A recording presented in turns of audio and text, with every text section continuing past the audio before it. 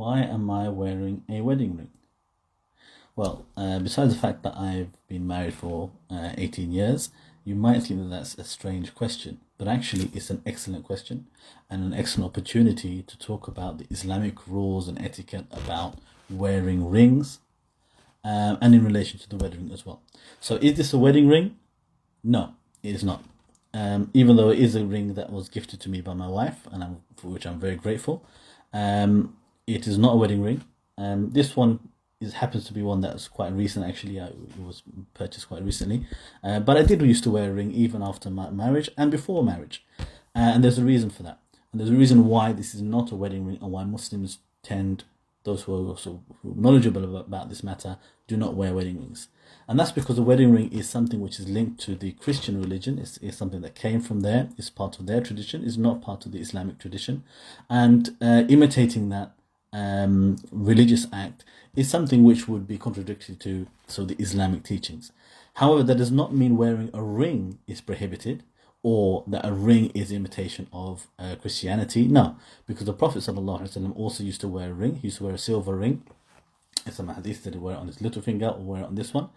And he encouraged other people to wear rings as well. Whether they're married or not is irrelevant. So even to the point where he said, wear a ring even if it's made out of a leaf. So it is a sunnah and it's a recommended thing to wear a ring, whether you're male or female, married or unmarried. It is a sunnah and a recommended deed. A few extra points on that. It's prohibited in Islam to wear a ring on your thumb, or on your index finger, or your middle finger. The Prophet ﷺ forbade these three fingers for wearing rings. So only for these two fingers, one of these two.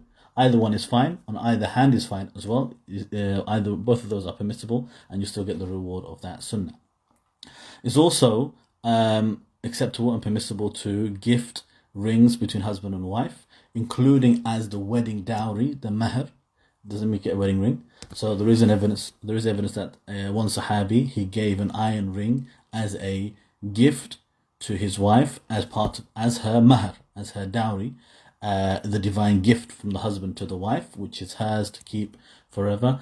It wasn't to signify a wedding or marriage like in the Christian tradition, but it was still a gift, just as a matter of hadiyah. The Prophet ﷺ said, "Tahaddu tahabbu."